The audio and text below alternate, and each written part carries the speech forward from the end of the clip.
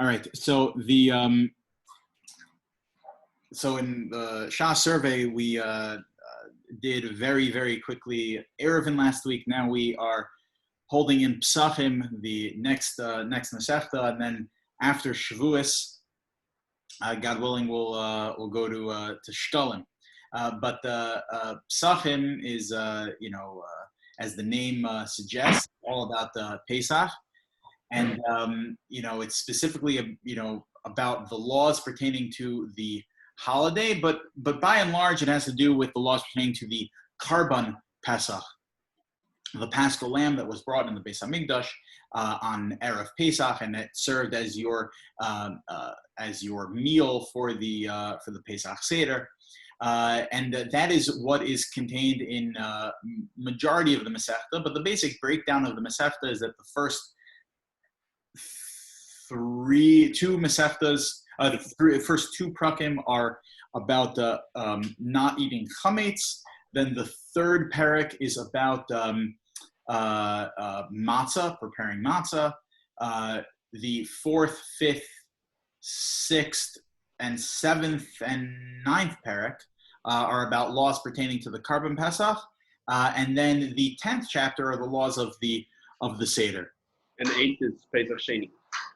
And the 8th is Pesach Sheni. Yeah. But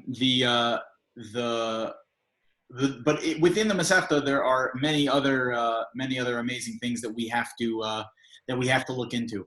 And to give us a little bit of a survey, so like we always do, we're going to learn one halachic shaila, one halachic responsa that comes out straight from the Mesechta, a question that rises practically, that comes up, a large topic that comes up as a centerpiece in the Mesechta, and then to wrap up with a famous Aggadah that comes from the Mesechta, a famous ethical teaching that comes from the Mesechta.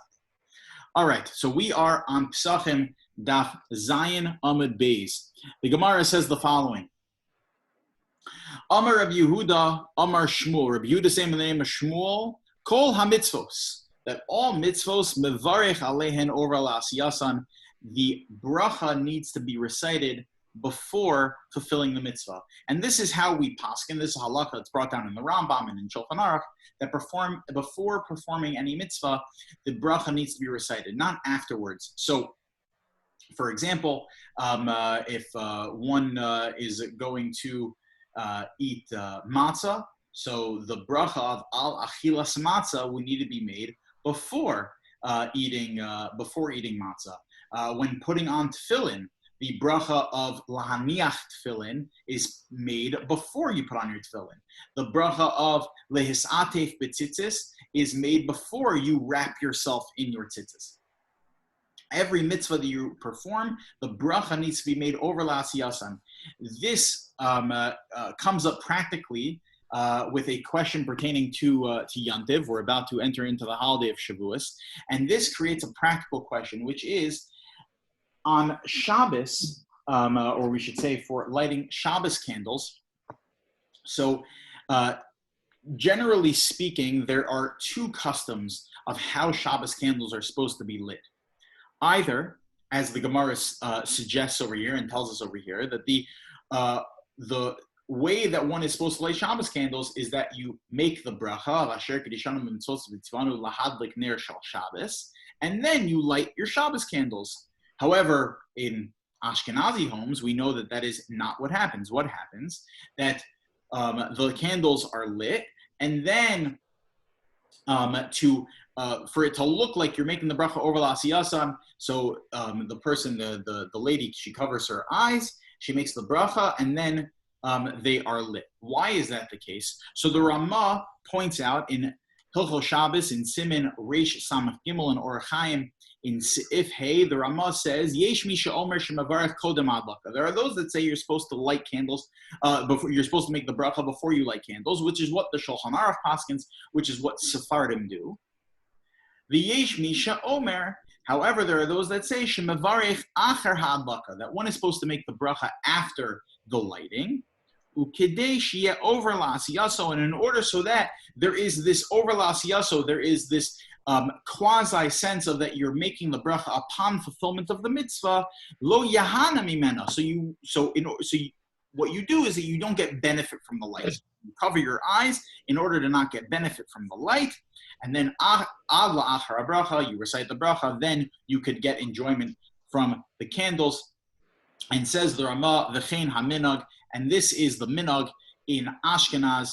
Ashkenazim follow this practice that the candles are lit, then you cover your eyes, you make the bracha, and then you can enjoy from the candles. However, Sephardim take the basic text of the Gemara and follow it to the nth degree. Why should Shabbos candles be any different? You make the bracha, and then you light Shabbos candles. So the Mishnah Berurah defends the Ashkenazi custom. The Mishnah Berurah defends the Ashkenazi custom as follows. He says,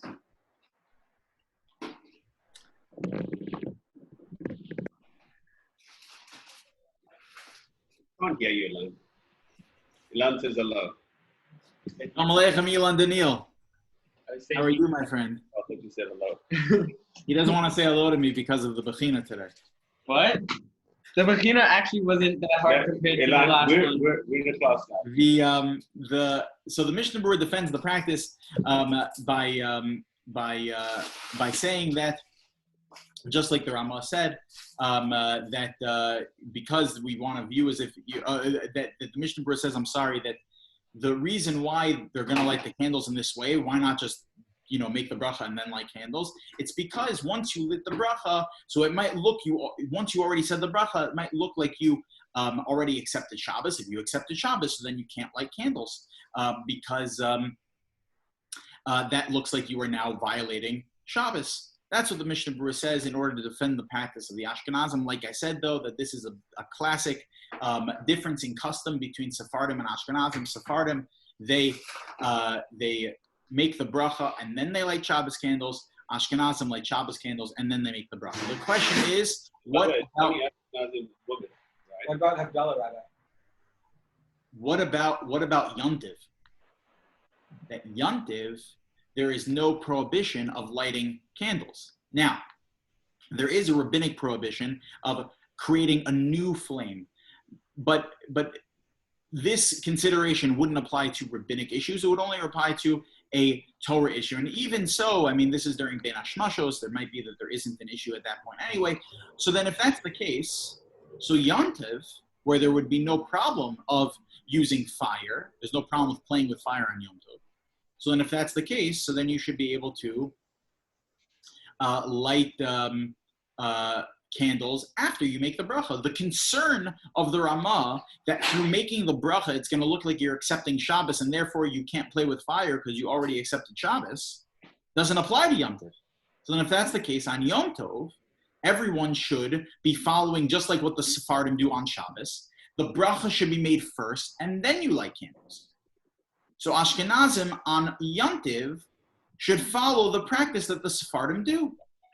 And the Mishnah Berurah actually paskins this way. The Mishnah Berurah says that this is exactly what one is supposed to do, that even Ashkenazim on Yom Tov, you're supposed to make the bracha and then light candles. Why? Because our Gemara says that kol ha-mitzvos, all mitzvos, mevarich alein over l'asiyasa. The bracha is supposed to be made upon fulfillment of the mitzvah, before fulfilling the mitzvah. However, the Magen Avram says that this is not a good practice to take on. Why? Because people are going to get confused. The people are going to get confused, and they're going to start lighting Shabbos candles after they make the bracha on Shabbos, and then on Yom Tov they're going to light. But the whole thing's going to get confused. Better that it's a low plug derabanan, that you follow one track, that you don't start switching things, and therefore the Magen Avram says that once you've already taken upon the custom of lighting before reciting the bracha, you should follow suit and do just that. The Mishnah Berurah, though, paskins, like most poskim, that on Yom Tov, one should make the bracha before lighting candles. If one is concerned that they're going to get confused, now is not the time to switch practices. You should continue to follow the practice you are accustomed to. That's what Rav Ovadia Yosef and many other poskim say that one is supposed to do.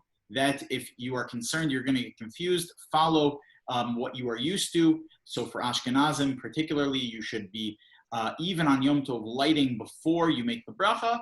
However, if one is not concerned for such a thing, definitely the better practice would be to, on Yom Tov, make the bracha before you light, as one would ideally have done on Shabbos, before Shabbos as well.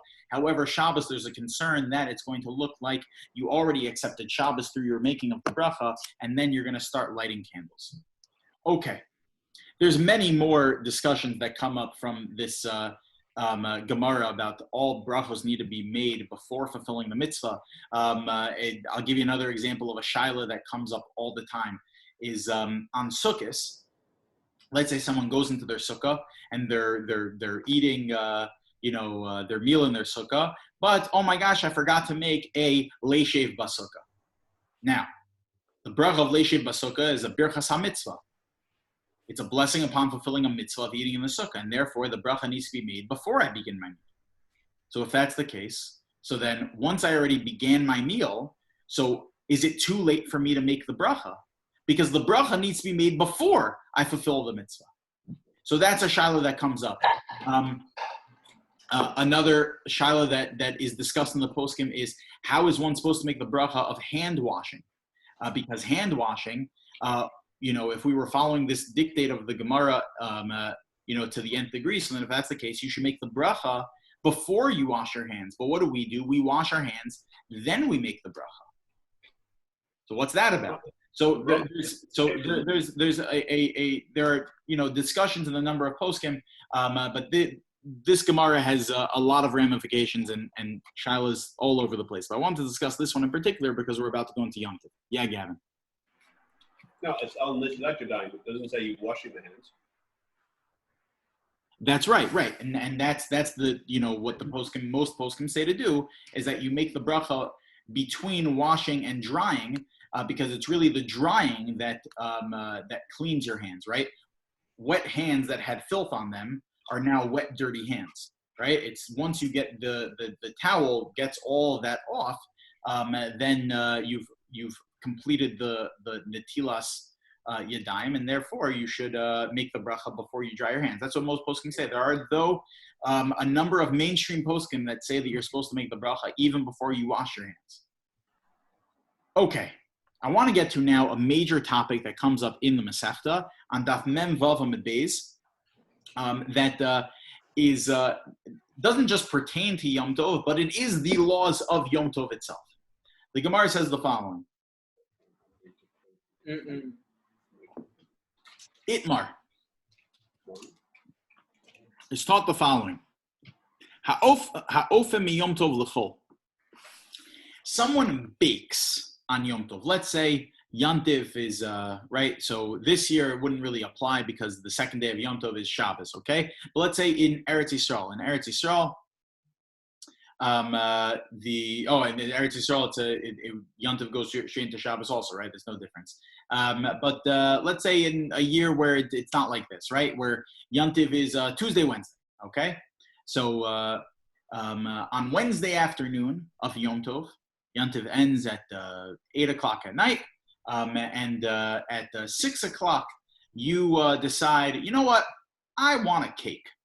I'm in the mood for cake. So what am I going to do? I'm going to make a huge sheet pan of cake because I want cake on Yom Tov for my Simchas Yantiv. So what's going to happen? You're going to have maybe the ability to eat one piece before Yantiv is over. And what's going to happen to the rest of it? The rest of it's going to be eaten during the week. Going to be eaten after Yantiv. So essentially, what did you do? You baked a cake for the weekday. You didn't bake it for Yantiv. On Yantiv, you had a piece. Maybe you didn't even have a piece. And then for the week, you have this huge sheet cake. So ha'ofa mi Yom Tov l'chol. Let's say someone bakes from Yom Tov going into the weekday.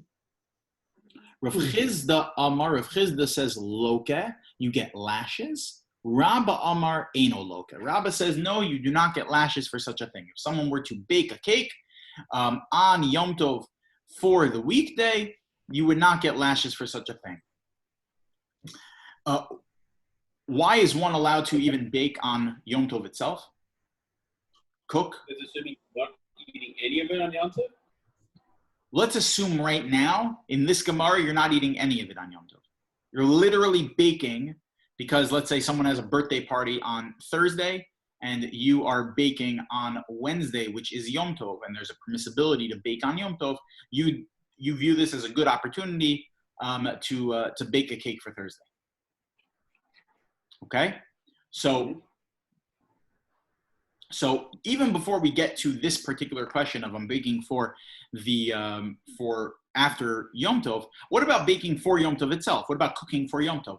Where does this come from? Well, the Mishnah Megillah says on Daf Zayin, Ein bein Yom Tov l'Shabbos ela ochel nefesh balvad, that the only difference between Yom Tov and Shabbos is the fact that on Yom Tov you're allowed to cook. This idea of cooking on Yom Tov, where does it come from? Is it only cooking? Am I allowed to do more things? So where does this come from? So before we get back to this Gemara, let's just see the pasuk in the Torah. The pasuk in the Torah says the following. This is in Parshas Bo. The Torah says in Perek Yud Beis in pasuk Tez Zayin in Sefer Shemos. The Torah says Ubiyom Harishon Mikra Kodesh, Ubiyom Hashvi Mikra Kodesh, outlining the laws of Pesach, the laws of Yom Tov. That the Torah tells us that on Yom Tov, which is a holy day, on the first day and on the seventh day, Mikra Kodesh Yelachem, is supposed to be a holy time for you. Kol malacha lo yasa bahem, you're not allowed to do any work. However, asher ya'achel l'chol nefesh, whatever would be done to satiate yourself, that is needed to be done for a person to be sustained. Hu levado yasa lachem, it is only that a person can do on Yom Tov. And we learn from this pasuk that there is a permissibility to cook on Yom Tov. Because why? The Torah is telling me that I'm allowed to do things that to have ochel nefesh. Some of the Rishonim and the Achronim try and figure out exactly why that is the case on Yom Tov. The Shagas Aryeh has a unique perspective. The Shagas Aryeh thinks that maybe it's because on Yom Tov there's an obligation of simcha, and therefore I want to be able to have fresh food, so that way I could properly be misameach on Yom Tov. I could have a proper state of simcha on Yom Tov, and that's why there's a permissibility to cook on Yom Tov. But for whatever the reason is, at the end of the day, there is a permissibility to cook on Yom Tov. It comes straight from the Torah. But over here, I'm not cooking for Yom Tov. I'm really cooking for after Yom Tov. And that's why there's this machlokes between Rav Chizda, who says that you would get lashes for such a thing, and Rabbi says that you would not get lashes. Rav Chizda Amar Loke. Rav Chizda says you get lashes. Why? Because lo amrinan hoil umikle orch. Because Rav Chizda is a realist. Rav Chizda looks at this situation and says, listen, you just baked a huge sheet cake. The only way that this is going to be eaten by the time Yom Tov is over is if a football team shows up at your door hungry. That's the only way that this thing is going to get eaten before Yom Tov is over. So being that the odds of that happening are extremely small, so therefore your cooking on Yom Tov was not justified. And therefore, that is not called ochel nefesh. Rabba Amar, Rabba says, Eino loke. Rabba says, no, one would not get lashes. Amrinan hoil, because he says, no, since that possibility exists, even though it's a far-fetched possibility, the fact that the odds of so many guests coming over that they'll be able to eat the food I prepare on Yom Tov this close to the end of Yom Tov happening may be far-fetched, but since the possibility exists, therefore I'm not going to get lashes. Because my cooking has the potential for it not being for naught, for not being for no purpose on Yom Tov itself, because who knows, maybe guests will show up at my house, someone will come hungry, and therefore I'll be able to feed them. Tosfos in Meseches Beitza has a little bit of a problem with this Gemara based on a Mishnah. The Mishnah says the following. Beis Shammai Omrim, Beis Shammai says, Ein motziin lo es hakatan, v'lo es halulav, v'lo es ha-sefer Torah l'rishus harabim. Beis Hillel says that on Yom Tov, one is not allowed to carry. And he gives different examples of things that you're not allowed to carry. Beis Shammai they say that you're not allowed to carry a child, you're not allowed to carry a lulav, you're not allowed to carry a Sefer Torah into the public domain. But then the Mishnah says, Beis Hillel matirin, and then Beis Hillel permitted it. What is this machlokas all about? So the Gemara explains that the machlokas is about the following. It says, Beis Shammai holds lo amrinan mitoch shehutra hotza letzorech hutranami shelo letzorech. Remember we said before, we learned in the Torah, that there's a concept called ochel nefesh. There's a concept called that one is allowed to do food preparation on Yom Tov. Now, when we say that one is allowed to do food preparation, that would even include the preparatory stages of your food preparation, assuming you were not able to do it before Yom Tov. That you have to do it on Yom Tov itself. You could even do those things. So let's say, for example, my kitchen is in one property. Let's say someone is living in such a place where they have their kitchen and their dining room separate. An example would be, let's say some people have Pesach kitchens, where they have a Pesach kitchen in their, out in like an outhouse. And then in the home itself is where they'll have their dining room. So let's assume that there's no Erev and no Erev Chatzeros was set up. Okay, it's such a situation where it'd be prohibited to carry on Shabbos from, one home, one property to another home. But here, I need the food. And therefore, I'm going to cook inside of one property and I'm going to carry it to another property. In such a scenario, there, I need the food, and therefore there would be no prohibition of carrying. Why? Because the Torah allows me to do the malacha that's necessary for me to have food. That's what the Gemara, that is what this concept of ochel nefesh is. Now, once we've permitted cooking and carrying and slaughtering would be one of the malachos that would be allowed, that one is allowed to do for Yom Tov. Why? Because I need the food for Yom Tov. I wasn't able to slaughter the chicken before Yom Tov. I'm going to slaughter the chicken on Yom Tov, right? So I'm able to slaughter. So those malachos, light a fire would be another example. Those malachos I'm allowed to do on Yom Tov for food purposes. Once they're allowed to be done, does it carry over even to non-food purposes? That is the machlokes between Beis Shammai and Beis Hillel. Beis Shammai says no, and that's why carrying a Sefer Torah, for example, or carrying a lulav, or carrying a child, or some carrying just for the sake of carrying, but it's not for food purposes, is not allowed to be done on Yom Tov. Versus Beis Hillel, the Beis Hillel who the Amri mitoch shehutra hotzal letzara hutranami shelo letzara. Beis Hillel, though, are of the opinion that once hotzah is permitted on Yom Tov for food purposes, it's even permitted for non-food purposes, which is why you're allowed to carry the Sefer Torah, the lulav, the child, etc., etc. Yeah, Gavin. No, I was going to say, I can understand why you would eat a child, but why would you eat a Sefer Torah? But you answered the question.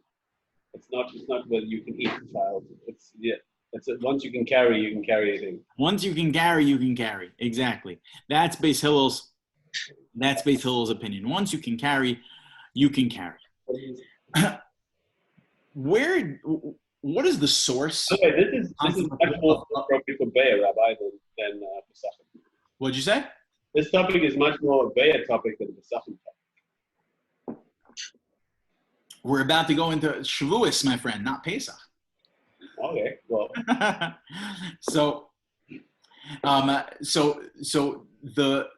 Before we get to the major question of it seems like there's a major contradiction between this Gemara in Beitza and the Gemara in Pesachim that we just saw on Daf Mem Vav.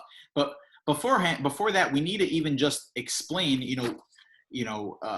just because it's okay to carry for food purposes, why would that make it okay to carry for non-food purposes? Just because it's okay for me to light a fire for food purposes, why would that make it okay for me to light a fire for non-food purposes? What does one have anything to do with the other?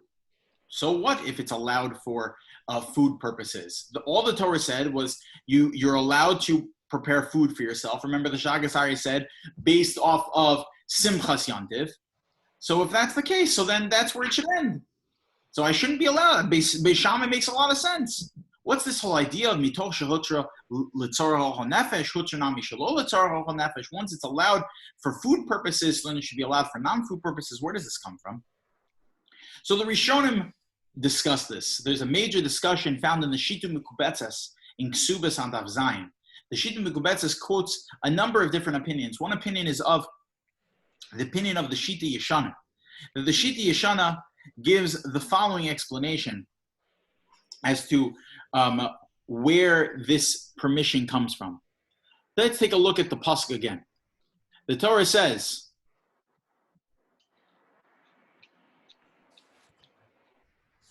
that on Yom Tov kol malacha lo yaseh behem, that any type of labor is not allowed to be done on Yom Tov. However, asher ya'achel l'chol nefesh hu levado yaseh behem. However, anything that is allowed to be done for food purposes, that itself you are allowed to do. The Shita Yeshana, quoted by the Shita Mekubetzes, explains that here the Torah is not giving a specific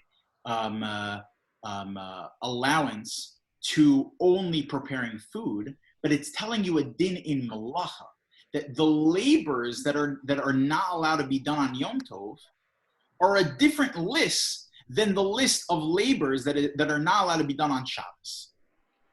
What's the difference? On Shabbos, you're not allowed to do kol malacha lo sa'aseh. You're not allowed to do any sort of work. However, on Yom Tov, you're allowed to do anything that would be done for ochal nefesh. Meaning the words ach asher yechol ochal nefesh is coming to qualify those malachos one is allowed to do. It's coming to qualify the prohibition of what you're not allowed to do. Meaning, I'm not allowed to do anything that wouldn't fall under the general category of food preparation. Now, food preparation has a number of different labors associated with it. Yeah, none of those labors are prohibited on Yom Tov. That's what the Shita Yeshana explains. The Shita Mekubetzes goes on to bring from the Ravid. The Ravid's opinion is from the last word of the pasuk. The last word of the pasuk is lachem, lachem l'chol tzarchechem. For any of your necessities, one is allowed to do that on Yom Tov. That's what the Ravid gets it from. But there's an amazing opinion that comes from the Yereim. The Yereim says, hold on, no, you both missed the boat. Don't try and figure out some fancy way to read the pasuk. The basic reading of the pasuk would suggest that anything that you need to do that is going to be to your benefit, one is allowed to do on Yom Tov. And he gets it from a Gemara in our Mesechta, a Gemara in Pesachim. The Gemara is discussing the prohibition of eating chametz, where there's not just a prohibition of eating chametz, but there's also a prohibition of deriving benefit from chametz. And the Gemara says the following: Amar Chizkiah, minayin lechametz b'Pesach she'asur b'hana. Chizkiah wonders, what is the source that chametz on Pesach one is not allowed to get any benefit from? Shena'amar, as the pasuk says, lo ye'achel chametz. One is not allowed to have chametz be eaten. Lo yihiyeh bo heter achila. He interprets from there that one is not allowed to benefit from chametz either. The fact that the Torah uses the language not of lo sochal chametz, do not eat chametz, but rather lo ye'achel chametz, that it should not be eaten. The fact that the Torah puts it in that tense makes it seem like there's also an isser of hana. That is what Chizkiah explains. Time of the Kasav Rachmana lo yachel chametz. The reason the Torah says lo yachel, ha lo kasev lo yochal. It doesn't say it should not be eaten, but rather it should not have been eaten, havamina isser achila mashma. You would have thought that there's only an isser achila, isser hana lo mashma. Then there wouldn't have been an isser hana. The fact that the Torah says lo ye'achel is coming to teach me that there's also a prohibition of getting benefit from chametz. Upliga de Rabbi Avo gets to the same conclusion as Chizkiah, but a little bit of a different way. But they both interpret this word ya'achel to mean the same thing. Take a look at what Rabbi Avo says. The Amr Rabbi Avo, kol makom shene'emar lo ya'achel. Whenever the Torah says lo ya'achel, lo sochal or lo sochelu, whenever the Torah uses one of those languages, echad isra achila ve'echad isra hana. It is both a prohibition to eat it and a prohibition to get benefit from it. The fact that the Torah uses the language of ye'achel comes to teach me that there's a prohibition of getting hana. What does that mean? It means that the word ye'achel means not just eating something, but also getting benefit from something. Says the Yereim, what was the language of our pasuk in Parshas Bo? The Torah says that on Yom Tov, kol malacha lo ya'aseh behem, you're not allowed to do any work on Yom Tov. Ach asher ye'achel. However, anything that you need to get benefit from, l'chol nefesh, for yourself, hu levado ya'aseh lachem. That's what you're allowed to do. The word ya'achel means getting benefit. That extends beyond just eating. That extends to carrying, lighting fire for non-food purposes. It extends to anything you need to get benefit. And then he goes on to explain that there's a reason it says l'chol nefesh. Nefesh is coming to include also neshama for spiritual pursuits, which is why when you take a look at the list in the Mishnah in Beitza was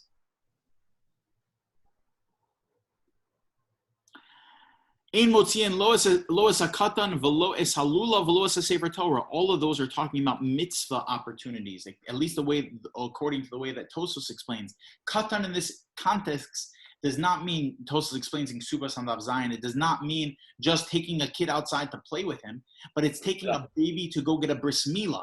Lulav is going to fulfill the mitzvah of shaking lulav. Sefer Torah is going to fulfill the mitzvah of Kriyas HaTorah. It's for spiritual benefit, and therefore the Torah gives you explicit right, straight from the reading of the Torah, to do things even that are not of, not just for food purposes, you're allowed to do on Yom Tov, but even for non-food purposes, whatever malacha would have been done for your benefit.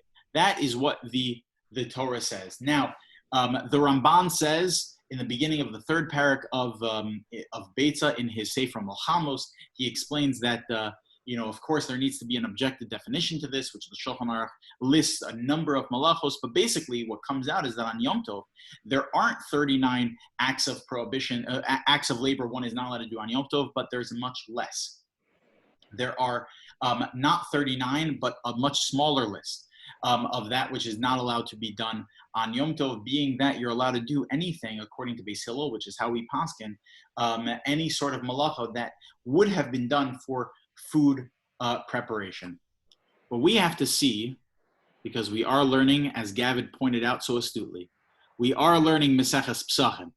So we have to look at... Why is Beis Shammai then? Do they not interpret Yachel that way? Yeah, so it must be, I was thinking that, it must be that Beis Shammai does not interpret Yachel as Isser Hana. I don't know what the source of Beis Shammai would be then for why Chametz is Asr Bahana. It's a good question, I don't know. But then when the Gemara usually cover that? No? They usually just, if it was specific. Yeah, no. Generally speaking, you're right. I'll have to look in the Rishonim over there on Daf Chaf Aleph. It's a very good question. I don't know. Okay. So Tosfos has a question. Oh, there's a misprint here. It's supposed to say Mem Vav. It just says Mem. It's supposed to say Mem Vav. Tosfos says Vikasha. Tosfos has an issue. Remember we said before, let's remind ourselves, what does it say in the Gemara in Pesachim? That if someone has the urge to make a big cake towards the end of Yom Tov, where the likelihood of it being eaten for Yom Tov is not likely, but rather in reality you're probably just making it for after Yom Tov, would that be a biblical prohibition? According to Rav Chizda, that's a biblical prohibition. You get lashes for such a thing. Rabba says Eino Loka, there would be no lashes associated. Why? Because he says, the odds always exist that someone could show up at the door knocking, wanting to eat the cake that you're making. Tosos, however, points out a difficulty with this. Would it be rabbinically not kosher? Yes, it would still be a rabbinic prohibition. Well said. Rabbinic lashes. It's rabbinic lashes, right? Not. What was that? It's rabbinic lashes you get, not. No, over there the Gemara is talking about it's talking about because you violated Yom Tov. Okay. Yeah. But then, isn't there a better case in BYO where you actually chef an animal when there's not enough time to cook it? Yeah, the Gemara and Chaf Hey. That's right. That if you have an animal that is injured. So that's a much better case, because then you can't. There's no chance.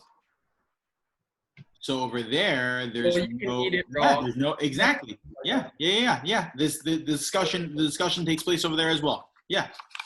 Okay. So the Gemara, Tosas over here has a difficulty. Take a look. Vikasha. Tosas asks, that the Gemara in Pesachim on Daf Memvav we just saw says Ha'ofa miyom tov l'chol loka, that if someone bakes from Yom Tov going into the weekday, they get lashes. V'lo omrina mitoch. According to Rav Chizda, we don't say mitoch. Now, hold on one second. Tosas is asking a very strong question over here. According to Rav Chizda, you baked on Yom Tov, and your intention, let's say your intention was straight up, I'm baking for a birthday party that's taking place on Thursday. That is my only intention here. I don't even have intention to eat on Yom Tov. In fact, there's an impossibility for guests to come to my house. Why? Because we are unfortunately in a situation right now where there is a global health crisis. No one is going over to anyone's homes, and therefore I know for certain no one's going to be coming to my house to eat this cake. This cake is being made only for after Yom Tov. The Gemara says, I get lashes. Hold on one second. What did we learn from the Mishnah in Beitza? And the Gemara explained that we assume, like Beis Hillel, that there's a concept called mitoch, which means that once a malacha is permissible on Yom Tov for me to cook food for myself to enjoy myself, like, for example, I want to be able to have fresh eggs on Yom Tov morning. I'm allowed to cook. So if that's the case, so if I'm allowed to bake a cake that I'm going to consume on Yom Tov, so therefore, mitoch shehutzer litzarach hutzanami shelo litzarach. Sure, then I should be allowed to bake even for non-Yom Tov purposes, even not for the purposes that I need for my ochel nefesh, for me not to eat right now. Just like one is allowed to carry for non-food purposes, so this also, call it a non-food purpose. I don't need it for right now. I need it for later. So then why am I going to get lashes? This is the question Tosas says. Va'afilu l'Rabba, Tosas says, and even according to Rabba, the lo lucky, who says you're not going to get lashes, hainu mitam hoil. That's because there's a concept called hoil, meaning he has this idea that, because there might be guests that show up at your home, the Isramile Orchim, there might be guests that show up. Why didn't Rabbah defend his opinion? You don't get lashes by saying what? Mitoch. Don't come on to this whole new fancy idea of hoil, that guests might show up, and therefore my cooking might be justified. Say it's mitoch. Once it's allowed, it's allowed. That's the question that Tosas asks. Yeah, Gavin. I mean, isn't it a completely different issue? Like, you can't prepare on Shabbos for chol, right?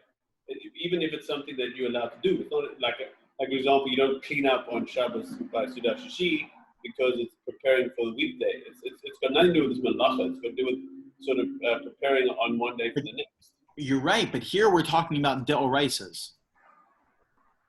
Oh, so yeah, we're talking about a deoraisa. According to Rav Chizda, you violated a Torah prohibition of violating Yom Tov. If you baked for after Yom Tov. Why? Once baking is allowed, baking is allowed. Mitoch. Well, that's what we saw from Beis Hillel. Mitoch. Once it's allowed, it's allowed. That's the major question. Rav Chisda paskins like Beis Hillel. We all paskin like Beis Hillel. So then why is it that in such a scenario, Rav Chisda says you'd get lashes? So Tosos gives the following answer. Tosos says,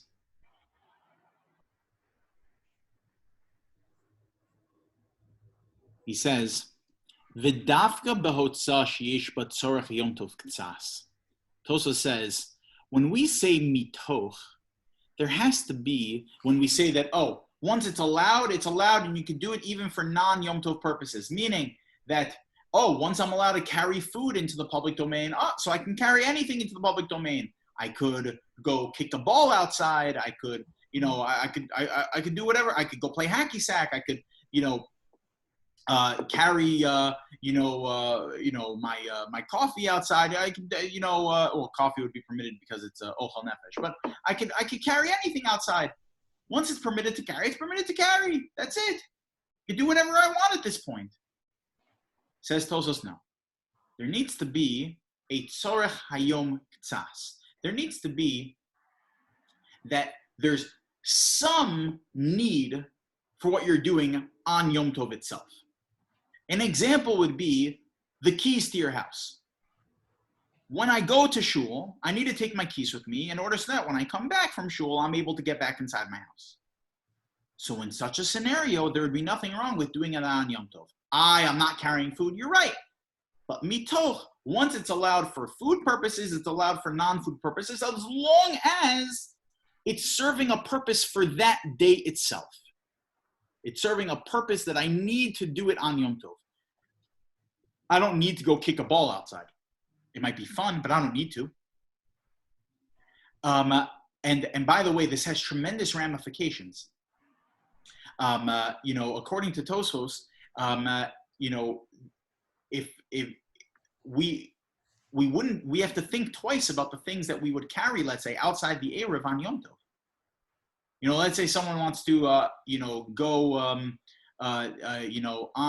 Yom Tov, go to a beautiful scenic lookout outside the Erev, okay? And they want to be able to bring, lawn chairs with them and a picnic basket and, different activities. And so you have to really think twice about the things that you're bringing, what's necessary to bring and what's not necessary to bring.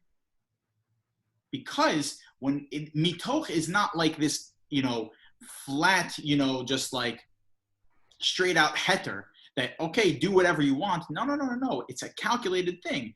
There needs to still be some sort of purpose. We only say that once it's allowed on Yom Tov, the chol ochel nefesh mutter, hutra nami shelo letzarach ochel nefesh, hoil ve'ika tzarach miktzas, as long as there's some need associated with it. Otherwise, it can't be. And the case of our Gemara, the case in Pesachim on Daf Mem Vav, is a case of literally cooking mi Yom Tov l'chol. You're cooking for not Yom Tov, and therefore that could potentially that is, according to Rav Chisda, an Isser D'Oraisa. That would be a biblical prohibition of breaking Yom Tov.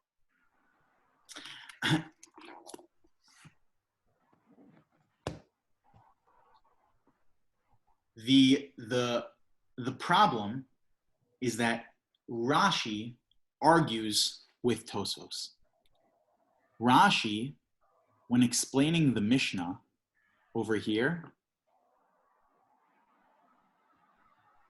he doesn't say that the reason why you're let's say bringing out the katan is for to do a bris milah.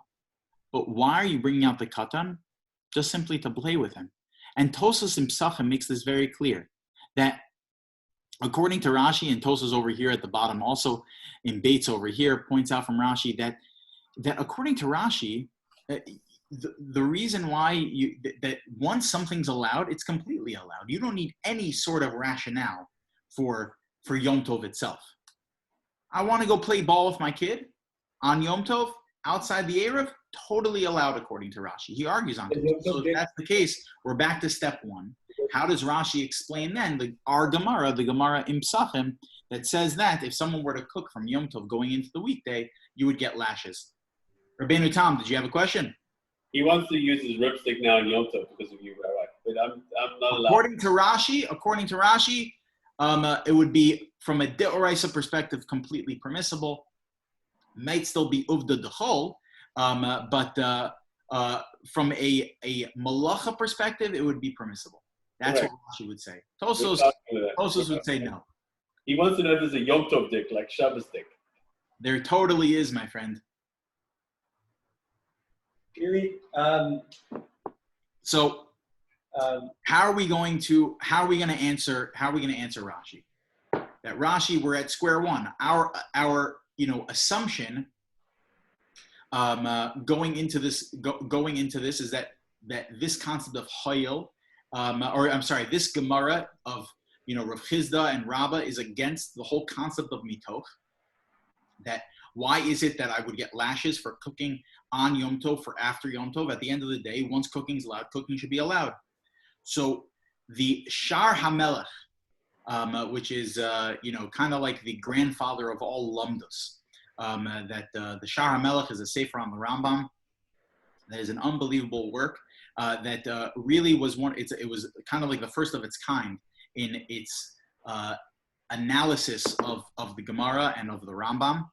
The Shar HaMelech, it's quoted in the Stipler's Kehilas Yaakov and Siman Mem, points out from the Ram that there is a difference between what Rashi is describing of doing malacha on Yom Tov, like going and playing hacky sack outside, on Yom Tov, outside the Erev, where that would be permissible according to Rashi, even though it doesn't really serve a Yom Tov purpose. Whereas a case where I'm cooking after Yom Tov, on Yom Tov, would potentially even be an Isser D'Oraisa. How? Because the Ran explains that there's a difference between doing something on Yom Tov that is a non-Yom Tov purpose, but it's being done on Yom Tov and actually I'm benefiting from it on Yom Tov, versus doing something for after Yom Tov. The Ran says the following: the dafka below shum tzarech miftar mitam mitoch. We only allow something to be done if it's for no particular reason, according to Rashi. Meaning, I don't have a Yom Tov reason why I'm doing it. I'm just doing it. Like it's like I'm just going to play hacky sack, right? Like I have no intention. I'm just literally wasting time. Right? I'm just playing hacky sack. That's it. Versus if my intention is to take advantage of Yom Tov for after Yom Tov. Aval be'asu l'tzarech machar. If you're doing it for tomorrow, migragarat fei v'yesod din, meaning you're completely disregarding Yom Tov entirely. There, no matter how you want to learn the pasuk, you're never going to find an allowance for doing something on Yom Tov for after Yom Tov, because no matter how you read the pasuk is only talking about, the Torah is only talking about doing something on Yom Tov that you're actually getting benefit from on Yom Tov. The Torah says, meaning you're doing it on Yom Tov to get benefit from it on Yom Tov. And even if it's not for a Yom Tov purpose, but at least you're getting benefit from it on Yom Tov itself, in that scenario will apply mitoch. And that's why Rabbah needs to come on to Hayo to explain why you're not going to get lashes for cooking on Yom Tov for after Yom Tov. He needs to come on to this new idea, and that's still going to carry with it a rabbinic prohibition, because otherwise the mitoch wouldn't apply. You can't rely on mitoch, because we only allow Yom Tov activities, Yom Tov permissibilities, if you're actually getting benefit from it on Yom Tov itself. Remember, like the Sefer Yereim said, from the word Ya'achel, you're actually getting benefit from it on Yom Tov itself. However, if you're doing something specifically to not get benefit on Yom Tov, but rather get benefit after Yom Tov, that everyone agrees would be prohibited. And that's why Rabbah needed to come on to the concept of Hayil, that maybe guests will come and will end up eating your cake. So all right. what do you do about leftovers? Oh, so leftovers, the Gemara, that's a great question, Scott. The Gemara in Beitza, a little bit later in the Mesechta, the Gemara in Daf Tesvav talks about,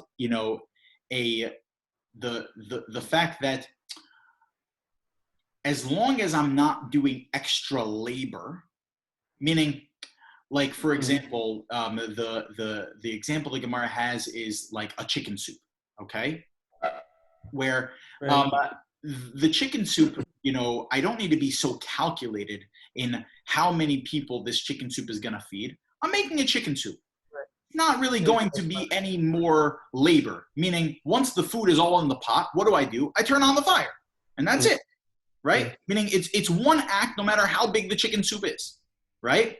Yeah. In such a scenario, so then who cares if there are leftovers? And then I'm going to benefit from it after Yom Tov. At the end of the day, all I did was one action that, had I calculated it, it would have been the same action for Yom Tov itself. What we're describing is a scenario where you're creating you're doing extra labor on Yom Tov for after Yom Tov. Got it. Right? Okay, and the other one is, instead of hacky sack, what about swimming? So swimming is, it would be a separate issue. That's an issue of, where the Navi says that on Yom Tov and Shabbos, we're supposed to have a different, way we go about things. That on Yom Tov and Shabbos, mitzol chavtzecha v'daber davar, that the things we say, the things we do, are supposed to be more elevated. They're not supposed to be the things that we normally do during the week, and therefore we have to be very careful about, not engaging with, blatant weekday type activity. During the prohibition on this was you might build a boat. Right. So the Gemara talks about if you're swimming in a river, but the average person is just swimming in a swimming pool. So that reason doesn't apply. But the reason of that, the activity is still something that is a weekday activity, that still does apply. That's at least the way that the Har Tzvi Pesach Frank, who was the chief rabbi of Yerushalayim in the 60s, that's how he explains swimming and bicycle riding and things of that nature. But this thing about building a boat before you go, yeah, it was a little far-fetched. You're out there swimming a river, and you just might build a boat. You know what? I think that they were a lot more resourceful back then than we are today. There was an incident in the shtetl when I was with someone else. We started dancing just about when he saw someone blowing up an air mattress, celebrating the fact that they were building a boat on Shabbos. I did point out that they were actually doing an Issa, and he should be sad that they're doing this and not happy that the rabbis were correct. But he was very excited that they. Because if you have a teenager, to find that something that seems a little far-fetched. No. That reason doesn't really apply today. It's really the reason of that our activities on Shabbos and Yom Tov need to be more elevated, and therefore we engage in more elevated activity, not in weekday activity, to make a difference. Just not blur the lines.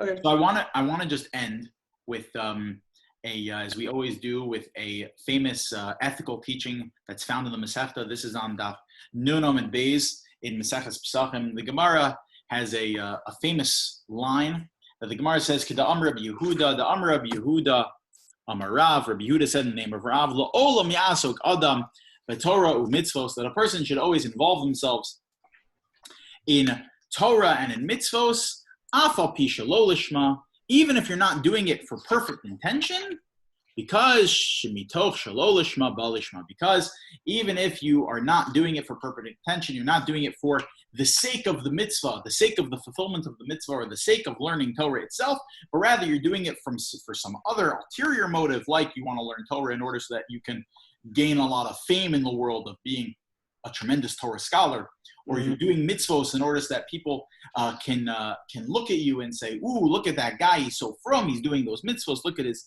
that." Still, you should do that. Better to do that than not do it at all, because the thought is that hopefully, the more you do Torah mitzvos, eventually it will become for the proper motive. The Me'orei Nayim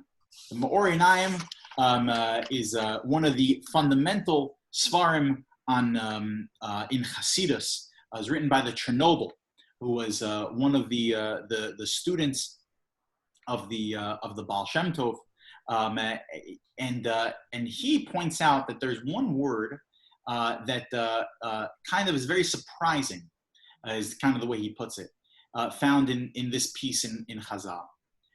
He says, I understand why it's important to do mitzvos, even if you're not doing them for the proper intention, because you're going to end up doing it for the right intention later.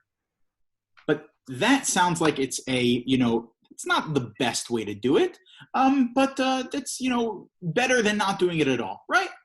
I'm like, all right, whatever, better to do it for the right reasons, but if you're going to do it for the wrong reasons, better you do it for the wrong reasons than not at all. And then hopefully eventually you'll end up doing it for the right reasons.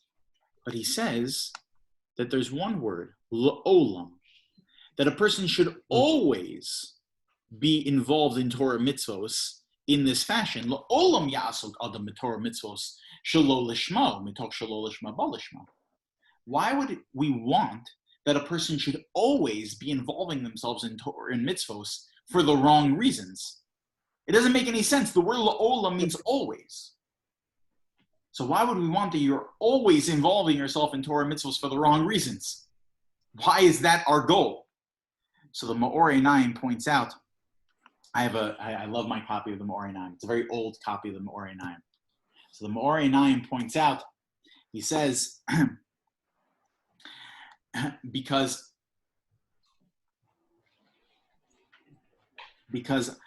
ach haloma shalomad shelo lishma, says the Me'or Einayim, because the more a person learns for the wrong reasons, he says, hu b'shvil ezu mida ra o b'shvil hisrapus b'kinas adam hisgadel o b'shvil cheshek mamon ukudome. You do anything for the wrong reasons, the Me'or Einayim says, what's going to happen? Eventually, you're going to get to a place where you are completely committed to doing to learning Torah and doing mitzvos for the right reasons. But when you get to that level, you know what you're going to realize? That there's an even higher level you can go. That you are going to be dissatisfied at the level you reach. That there's going to end up being a higher level, a level of even doing something for an even more pure model, an even more pure reason. For learning Torah and doing mitzvos for an even more lishma purpose. And when you get to that level, you're going to realize that there's an even higher level to go. Because the deeper we connect to the Torah, the more we realize that there's an infinite level of connection that a person can attain with God. That every time a person reaches a certain level of lishma, of for the sake of learning Torah and doing mitzvahs for the most pure reason, there's an even more pure reason than that. It's very similar to what the Chovos